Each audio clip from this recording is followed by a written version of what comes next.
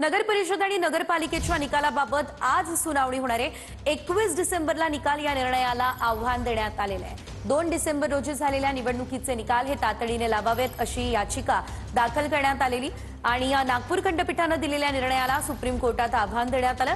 आज सुप्रीम कोर्टात सुनावणी या संदर्भातली पार पडेल। नेमका काय निकाल लागणार याकडे सर्वांचं लक्ष असेल। महत्वाची बातमी आहे ती म्हणजे मुंबई उच्च न्यायालयाच्या औरंगाबाद खंडपीठाने राज्य निवडणूक आयोगाला झापलंय। नगरपालिका याशिवाय नगरपंचायत निवडणुका अखेरच्या क्षणी लांबणीवर टाकल्याच्या निवडणूक आयोगाच्या निर्णयावरती तीव्र नापसंती व्यक्त करण्यात आलेली आहे। ऐनवेळी निवडणूक लांबणीवरती टाकणं टाळता येण्यासारखं होतं आणि झालेला निर्णय हा योग्य नव्हताच। मुंबई हायकोर्टाच्या औरंगाबाद खंडपीठाने नाराजी व्यक्त केलेली आहे। यामध्ये आपण जर बघितलं तर न्यायालयीन विभाग खंकणवाडी आणि हितेन वेणेगावकर यांच्या खंडपीठापुढे आता ही सुनावणी पार पडलेली आहे। या न्यायाधीशांनी खरं तर ही सुनावणी या ठिकाणी झाली असून आयोगाला झापलं असल्याचंही पाहायला मिळतंय।